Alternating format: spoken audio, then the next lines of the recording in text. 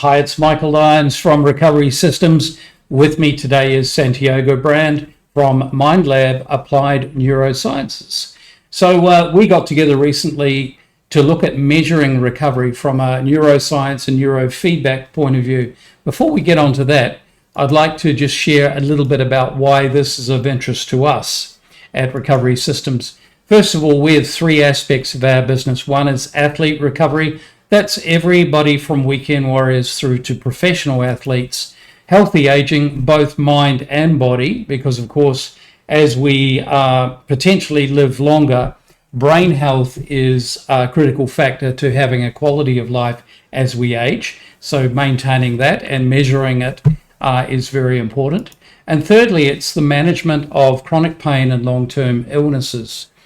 So in that regard, here are some of the practitioners that we work with across a whole lot of different fields, from vascular to oncology to the rehab sector, and of course, most recently with Mindlab to measure brain health, measure and improve brain health. So Santiago, I wondered if you would mind introducing Mindlab. Yeah, well, thank you for the invitation, Michael. Mindlab Applied Neuroscience is a center where we specialize in brain training and brain assessment, and we use state-of-the-art technology to do that.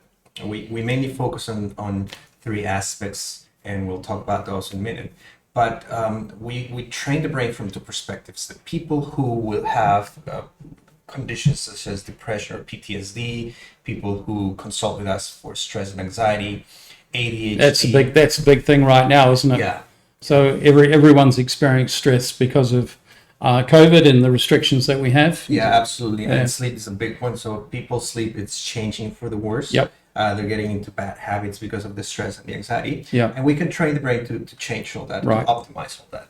Now, ADHD is a common one, attention deficit hyperactivity disorder. We've worked with epilepsy, migraines, obviously peak performance, which is the other realm, the other dimension that we work. And as I was talking, sleep. So we would have people with conditions and symptoms who want to get better or want to prevent those conditions in the first place. Yeah. But we also work with training the brain for peak performance. Right. And peak performance will include professional athletes or weekend warriors. It will include TV personalities, musicians, anybody whose work involves competitiveness and to perform at a specific level. We can train the brain for that. I think the best example is Tony Robbins. Tony Robbins recently talked about how he did neurofeedback, brain training, and that helped catapult even more his career. Right. So he's trained his brain to get more of an edge into his public speaking and his and all his businesses. And he credits neurofeedback with helping him do that. The work that we do at Mindlab Applied Neuroscience is the same. We do neurofeedback brain training to help people train their brain and optimize their performance and quality of life. So quite often it's decision making under stress where you can make big improvements. Would that be a fair statement? It's one of the areas, yes. Yeah. If you're competitive, critical moments during competition, whether it's sports competition, whether it's closing a sale, whether it's negotiating something, whether it's investing in the stock market, whether it's performing in front of 100,000 people for the first time. Yeah. Those are critical moments. And that's when the skill counts the most. That's when you have to apply what you have learned. So using your brain and applying those skills for that moment is what we do, is what we teach people to. Well, very interesting that you have sleep up there, because that's the number one recovery modality when it comes to recovery across everything from conditions to athlete recovery and healthy aging. It's very interesting that ultimately that's going to influence sleep, having applied better neuroscience to what you're doing. Absolutely. And we at Mindlab are built on a collaboration model. So what we mean is that we're looking for systems like yours that enhance brain health. Right. We think that what we do is important, but it's not the only thing that can help. And working in a holistic, multidisciplinary way is best for people. Yeah. The more you can do for someone, the better. Well, talk us through brain mapping, biofeedback, and neurofeedback. Now, brain mapping is really interesting, and if you see here, we put a cap with electrodes. It's a non-invasive process. Nothing goes into the brain. The electrodes pick up brain wave activity, the electrical activity of the brain in real time, and project it onto a screen. And then we can convert that into maps of colors. And the colors will tell us how your brain is working in different scales. If you think about it, now we have the ability to scan your brain in real time, and we can improve all the areas that are not working well. The brain map will tell us the areas of the brain that are working well, and we can optimize to work even better. But we can also take the areas of the brain that need fine-tuning and make them better. And that applies to your mood regulation, that applies to your sleep, that applies to your performance, that applies to your focus, that applies to your energy, your physical or mental energy, that applies to your memory. Anything that the brain does, we're able to reach that now. When we do the brain map, then we can go into biofeedback, which is using specific technology to teach you control things. And you can learn to control your breathing and optimize your breathing. You can learn to control and optimize your heart rate, your muscles, the way the palm of your hand sweats, even your own temperature. And all of these variables relate to not performing well and having symptoms of specific conditions, but also they can enhance your performance. And the way you do it is we put the sensors, you're looking at a screen, and the feedback that you get is music or a movie or a video game, and you're controlling those elements with your body responses. Okay, so you're doing that real time while somebody's watching a movie or a game, and you're monitoring what's actually going on. Yeah, we're monitoring and feeding it back to the person. Okay. So let's say you're doing some breath work and you're watching a movie. Yeah. And if you breathe in a certain way, which is optimal for you, the movie keeps playing. If you start over breathing or hyperventilating, the movie stops. Right. And the only way you get the movie to play back is by regulating your breathing again. And the same applies to your brain waves, which is what we do with neurofeedback. Right. So with neurofeedback, you have sensors on your scalp. Again, it's non-invasive, and you can control a movie or a video game. The neat thing here is you only do it with your brain. Yeah. Okay, that's really interesting. So what is it about recovery systems and the tools that we have that you like, and what do you think we can gain from actually measuring outcomes of using, say, some of the products like our boots and our biomat? Well, I'm always interested in looking for new technological evidence-based options to help enhance my clients' well-being and performance. And when we first approached, and you were kind enough to have me use the boots and the mat for a couple of weeks, I was very interested. I always test things on myself before I do on the people I work with. And I particularly love the mat for sleep. I laid it down on the bed and I used it for a couple of nights. And I noticed that I was falling asleep more quickly and I was waking up more refreshed. Right. And I decided to start using it on a client that I have who's on the spectrum, a little bit of the Asbergers spectrum. And we were using it with him, and his mom was reporting that he was doing much, much better, more calm, better sleep. Yeah. We used it on a Friday the first time, and she said it was the best weekend he had in a while. Right. So that was very interesting. Yeah, that's great to hear. Not surprising, but it's great to hear because we think it can have a profound influence on a whole family, not just the patient, but of course, if the patient's a lot calmer, then it's going to positively affect the whole family. Absolutely. So let's take a look at, first of all, we did some testing on our biomats, which have 5 technologies. The technologies apply right across the spectrum of chronic pain management, a long-term illness, athlete recovery, and healthy aging, in that they're influencing detox, inflammation, improvement in inflammation, cellular health, including mitochondria and ATP production, and collagen laydown, and so on. So it was really interesting to us when we got together with you, and first of all, with a professional athlete who was a boxer, you measured some baselines to start off with. In other words, from my point of view, a before picture. Yeah. Okay, so let's go on and take a look at some of the numbers that you recorded. In fact, he was wearing the same apparatus that you just described, right. The headset, and plus you had some some equipment on him measuring biodata. Can you describe what that was? Yeah, absolutely. So what we're measuring with the cap is the brainwave activity. Yep. We want to see what the brain is doing in real time. And we had sensors connected on the diaphragm for his respiration. We had a plethysmograph for the heart rate activity, a couple of sticky sensors here for the skin conductance, which is the change in sweating response as a consequence of stress and anxiety. And then we were also measuring his peripheral brain temperature. And that was very interesting because I think the biomat and the boots particularly work very well on that. Peripheral temperature is a good indicator of whether you have sympathetic responding and you're anxious and stressed, or you have a parasympathetic kicking and then you get into a more relaxed control state. Right. And what we're measuring here is precisely that. So you can see on the far right, we have the respiration rate and the heart rate. This is the muscle, the temperature, and the skin conductance. So all these variables are quite interesting in terms of what we can see. One of the things we noticed for this athlete is that his respiration at baseline, at rest, not doing anything, is 14 breaths per minute, when in reality it should be lower than that, ideally 5 to 7 breaths per minute. So as a baseline, he is breathing a little faster than we want to, and that puts him into more of a sympathetic state. Interesting. What we want to see then is when he's on the mat, when he's on the boots, whether a parasympathetic kicks in and he can get better control of those variables. Okay, all right. So here's the baseline setup. So the equipment you've described, he's wearing. I notice it's going in there into a junction box. You've got a device here to capture and a junction box here, and that's connected to your computer. That's correct. If I recall correctly. That is correct. Yes. All right. So let's take a look at what happened.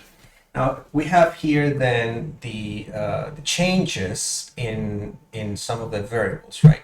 Now here he was into a little bit of a stress state and he got into a higher skin conductance. So it climbed, something was stressing him out, and then we'll see what happens when he's on the boots and the mat. Yeah. And his SDNN, which is here, changed and got lower.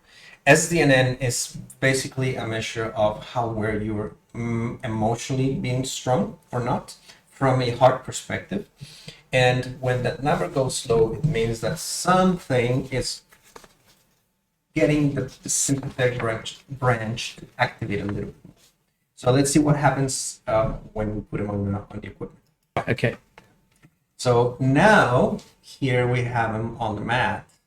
And if you notice, his skin conductance sort of response was 4.40 something, and it went down to 2.40. And that's activation of the parasympathetic response.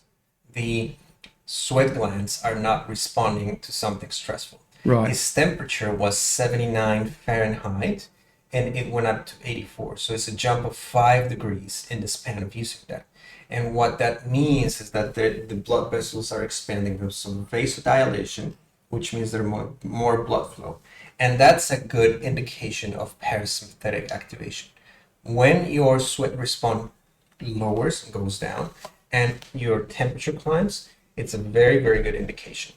His SDNN was 70 and it went up to 98. So we have an indication. Now, the reason I think it's the mat and the boots doing the job is because he wasn't doing anything else. He was just laying down. He wasn't doing any cognitive tasks. He was not training. He was not doing anything related to the sport. He was just there laying down and relaxing. So we saw the data before, and then we see the data as he's using the equipment. And I think that both the boots and the mat are enhancing parasympathetic response. Now, this is significant because we have some recordings to back it up, but this is initially very, very promising. Right. Okay. So let's take a look. So this was the setup with the boots. By the way, he's still lying on the mat, but the mat is disconnected. So there's no bio benefits of actually being on the mat because it's not plugged in. So same type of setup as before. So let's move on and have a look at what was happening with the brain and what you picked up on the brain. Right, so here we have brain activity, and we always record a baseline for the eyes open and the eyes closed. And the baseline means no activity. The athlete is lying there, first with the eyes open, and he's staring at the roof. And there may be some thoughts going on, but he's not engaged into anything in particular. You know, thoughts come and go. Sometimes he may empty his mind. Sometimes he may be thinking about what's for lunch, etc., but nothing specific. And the eyes closed is the same thing. No activity. He's just sitting there with the eyes closed. And I took particular interest in the eyes closed because if there's something that affects athletes, is sleep. A lot of athletes, they don't report it, or they don't notice it. It's not noticeable to them, or even they don't feel it. But one of the things that suffers the most in athletes is sleep. Now, I'm looking at the far right where we have the alpha brain waves, and we have a purple spot here. So this is the back of the head, the back right, is that correct? Correct. This would be the front here with the nose, and Okay. this is the right hemisphere, the All left right. hemisphere. Yes. And what we see is that we have more alpha brainwaves, more coverage of alpha brainwaves in the back of the brain, which is a good thing. When we all go to sleep, athlete or no athlete, and we close our eyes, we want our brain to make more alpha brainwaves back here. That means you are in a relaxed wakefulness state. You're awake, but you're relaxed, and your brain is better prepared when you need to go to sleep. Right. What that means is that as athletes train, they get tired, but they don't normally sleep too well or optimally. And when you have a better alpha response here, it means that his brain is better prepared to go to sleep. It means his brain will benefit from transitioning into the sleep stages later on, Yeah. and he will wake up more refreshed. So again, because we're talking about recovery, when he had the boots on, there was a better alpha response. And we're thinking it's boots because there's nothing else going on, no other activity going on, and we're recording this in real time.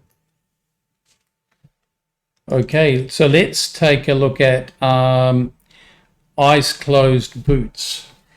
And this is the same thing again, both with the mat and the boots. There's an enhancement of alpha brainwaves in the back of the brain initially. When we close our eyes for a few minutes, we want alpha brainwaves, and then there's a change into theta brainwaves and delta brainwaves, and that's when we transition into sleep. Okay. But the alpha brainwaves are important is because that's what opens the door for optimal The sleep. preparation phase, if you will. Exactly. So I noticed that the red and the purple, the colorations moved more to the left. Is that significant? It's significant in terms of the transition of or the activation of those specific networks. If you notice here, there's more on the right and then more on the left, which means that probably later on the whole posterior region of the brain is going to be manifesting that pattern. And again, it's the activation of the networks. What this means is that as he goes to sleep later on, he will be better able to transition through that. If we don't have, if somebody closes their eyes and there's not a lot of alpha brain waves or no alpha brain waves in the back of the brain, we know it's a problem. Yeah. And that could impact sleep very negatively. Yeah. As you make alpha brain waves, we know your brain is better prepared to sleep better. So using this further enhances what we do. And that's why I love about collaborations with companies such as Recoverysystems, because we can use those systems to further enhance what we do with our training systems at Mindlab. Yeah. And that's a great thing. Very good. Okay, eyes open this time. So what are you looking for with eyes open? Is going to be a little bit of a change that the athlete or the patient is a little more conscious. So Correct. How would that be? What are you reading here that would be different then? Right. With eyes open, we do most things. We go to work, we study, we practice sports. You know. And so there's more activity in terms of conscious tasks. Reading, writing, doing math, hitting a golf ball, running, whatever we do. Yeah. Okay. Now, my particular interest is this, again, the frontal area. So this is the frontal midline where you would split the brain in two. And we have red here in the theta brain waves and then red here in the alpha brain waves. That's a region of the brain which we call the anterior cingulate cortex or the anterior cingulate gyrus. And among other things, is very important for cognitive flexibility. Cognitive flexibility as in the ability to shift from one thought to another and not get stuck in that thought. Or also the ability to relax and move forward. Now, for an athlete, having too much activity in this area could be quite significant, because especially if there comes someone where they make a mistake, they're going to stay dwelling on that mistake. Okay, so for that person in particular, it means that making a mistake causes them to dwell on it and think about it to no end. And this is something that could last for the rest of the day, or it could be there for weeks, even months. Right, right. And Could be a career damaging it- process as well. very much so. Yeah, yeah. Very much so. And a lot of athletes potentially have career-ending situations because of that, because Yeah. they don't have the ability to let go and they get stuck Yeah. in a mistake. Now, in this case, having red is not so good. And the same thing for the back of the head. A lot of alpha and a lot of theta in the back of the head Right. means your brain is just over processing something that should not be over processing. It's overthinking when it should not be doing that. And as we go to the right with the boots, Look at the color change. we see the color change. It's quite dramatic, really, isn't So it? a reduction in red, which is what you pointed out, means better brain function. In this case, with the eyes open, the fewer red spots we have, the better. And we have something here in the beta brain waves, which was a little bit of muscle tension, but a little bit of worrying as well on the right side of the brain. So there's, for somebody with this pattern, the tendency is to overthink and overworry. And as they were going into the boots, there's more a parasympathetic kick in. And what is the brain saying? The brain is saying, oh, thank you. I can finally rest and just get rid of this nasty, annoying thoughts that Yeah. are no good for me. And so we enhance that. Think of it this way. We have somebody doing the brain training while we're in the boots. Yep. We're tackling, targeting the problem from two different perspectives. Interesting. And that's much better than doing either or alone. Right. So again, doing more holistic, multidisciplinary approach is better for the person. And I think that's why the technology integrates so well, which is very, very exciting to see. Yeah, that's great. So this is very interesting to me because we've always noticed, and we've had feedback from all of our customers, that beyond about 15 minutes or so, they start to fall asleep. Now we know why. Exactly. Now we know why. And even if their eyes open, looking at their phone, the whole relaxation element means they, a lot of them have reported they became quite creative while they were resting on the boots. Eyes open, on their phone, thinking of ideas, coming up with, different creative aspects, accessing that part of their brain better. Yeah, absolutely. Because what we're doing is we're shifting the pattern. Yeah. And the activation of the network. So it's not about getting rid of something so much as we want to shift the pattern to a more positive state. Right. And that's what we're seeing here. Very, very interesting. So let's take a look at, finally, on how to connect with us and also Mindlab, because we'll be posting this video, obviously, on our social media. And interestingly enough, we have a way that people can try our product for a couple of weeks. So we call it a try-buy. You can rent our product for 2 weeks, prove to yourself that this is going to work for you. Perhaps you want to connect with Mindlab and actually measure a before and after as well, work on the cognitive aspects of either your sport or managing a condition that you might have. So we'd welcome you to connect with us there. So also, you can follow us, of course, on our social media and connect with Mindlab here. So, Santiago, any final thoughts? What is your key takeaway to folks out there, whether they're athletes or perhaps somebody with a condition or somebody who has a family member with a condition? Well, my invitation is for people to get their brain assessed and trained. Now, we have technology, non-invasive technology, like the one we use at Mindlab and the one you guys use, recovery systems, which is non-invasive but quite helpful. Now, the technology has gotten better into treating conditions and training the brain for optimal peak performance. So this is something that anybody and everybody can do. You don't need to be broken to train your brain and feel better. And you don't necessarily have to be a top athlete to train your brain. Anybody from any walk of life can benefit from training the brain. And you're not only preventing, you're also creating a new version of you, a new happier version of you, which I think is what most people would look for. Yeah, well, look, this is really welcome news, not the least of which the sort of condition we're in with COVID restrictions, the inability to travel, and the stress that all brings. So, Santiago, it's been really great having you on, and also helping to unravel what we actually kind of realized that was the truth. Now we see the evidence through science. So we really appreciate that. So it's Michael Lyons from Recovery Systems Santiago brand from Mindlab signing off for now. Bye-bye.